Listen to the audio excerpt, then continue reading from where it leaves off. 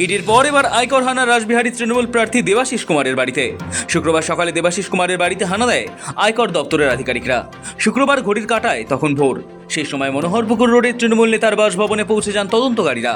ঠিক তারপরেই শুরু হয় ম্যারাথন তল্লাশি অভিযান। দেবাশিস কুমারের 2 ঠিকানায় তল্লাশি অভিযান।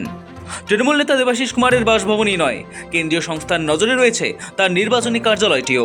শুক্রবার ভোর থেকে একসঙ্গে এই 2 ঠিকানায় হানা দেয় আয়কর আধিকারিকেরা। তল্লাশি চলাকালীন যাতে কোনো অপ্রীতিকর পরিস্থিতি তৈরি না হয় সেই কারণে আগেভাগেই সতর্ক ছিল প্রশাসনও। রাসবিহারী কেন্দ্রে এবার দেবাশিসের বিপরীতে বিজেপি প্রার্থী করেছে স্বপন দাশগুপ্তকে। এই আসনে এবার ভালো ফল হবে বলে আশা করছে বিজেপি। এসবের মাঝেই তৃণমূল প্রার্থী দেবাশিসের ডেরায় কেন্দ্রীয় এজেন্সির হানা। রাসবিহারী তৃণমূল প্রার্থীর বাড়ি এবং নির্বাচনী কার্যালয় 2 জায়গাতেই মোতায়েন করা হয় কেন্দ্রীয় বাহিনীর বিপুল সংখ্যক জওয়ান। আয়কর আধিকারিকরা তল্লাশি চালানোর সময় বাড়ির ভেতরেই ছিলেন রাসবিহারী তৃণমূল প্রার্থী। এদিকে তল্লাশি অভিযান চলার সময় দেবাশিস কুমারের বাড়ি এবং নির্বাচনী কার্যালয়ের সামনে হাজির হন তৃণমূল কর্মীরা। তাদের দাবি, কোনো সঠিক নথি ছাড়াই এই তল্লাশি চালাচ্ছে কেন্দ্রীয় সংস্থা। নির্বাচন সংক্রান্ত কিছু তথ্য হাতিয়ে নেওয়াই উদ্দেশ্য কেন্দ্রের বিজেপি সরকারের, এমনটাই দাবি তাদের। অভিযোগ, কিছু জরুরি নথির ছবিও তুলেছেন আয়কর দপ্তরের আধিকারিকরা।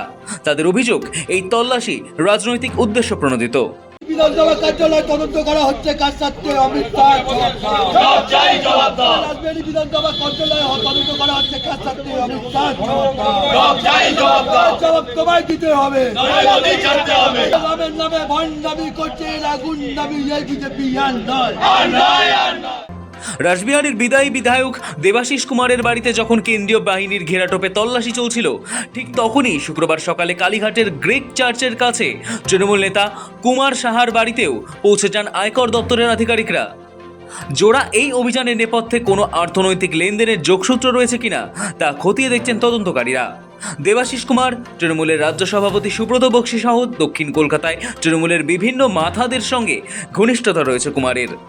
64 পল্লীর দুর্গাপুজো তারই পুজো বলে পরিচিত। কালীঘাট মন্দিরেও তার বড় প্রভাব রয়েছে বলে সূত্রের খবর। কেন্দ্রীয় সংস্থা এই অভিযানের খবর ছড়াতেই কুমার সাহার বাড়ির সামনে জড়ো হন তৃণমূল কর্মী সমর্থকেরা। ভোটের মুখে কেন এই তৎপরতা তা নিয়ে প্রশ্ন তুলে বিক্ষোভ দেখাতে শুরু করেন তারা।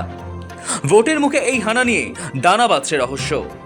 ঠিক কী কারণে শুক্রবার হঠাৎ আয়কর দপ্তর দেবাশিস কুমারের ডেরায় হানা দিল তা নিয়ে এখনো পর্যন্ত স্পষ্ট নয়। তবে অনেকেই মনে করছে এর পেছনে পুরনো কোনো যোগসূত্র থাকতে পারে। তাৎপর্যপূর্ণ বিষয় হলো, গত কয়েক সপ্তাহ ধরেই আরেক কেন্দ্রীয় তদন্তকারী সংস্থা এনফোর্সমেন্ট ডিরেক্টরেটের আতশ কাচের তলায় রয়েছেন রাসবিহারীর এই তৃণমূল নেতা।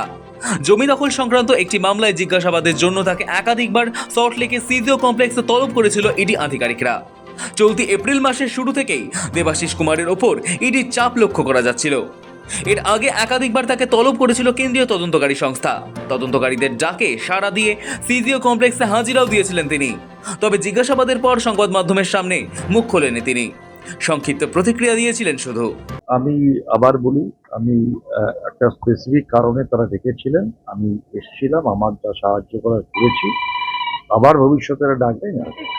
বাংলায় ভোটের মুখেই এই কেন্দ্রীয় তৎপরতা নিয়ে রাজনৈতিক মহলে স্বাভাবিকভাবেই শোরগোল পড়ে গিয়েছে। বিরোধী শিবির যখন এটাকে দুর্নীতির বিরুদ্ধে পদক্ষেপ বলে সরব হচ্ছে, তখন ঘাসফুল শিবিরের দাবি, নির্বাচনের মুখে প্রার্থীকে ব্যতিব্যস্ত করতেই কেন্দ্রীয় সংস্থাকে হাতিয়ার করা হচ্ছে। একদিকে কালীঘাটের তৃণমূল নেতা কুমার সাহার বাড়িতে তল্লাশি, অন্যদিকে দেবাশিস কুমারের ডেরায় হানা। দুয়ে মিলে দক্ষিণ কলকাতার রাজনৈতিক অলিন্দের টানটান উত্তেজনা। শৌভিক চ্যানেলের রিপোর্ট, সময় কলকাতা।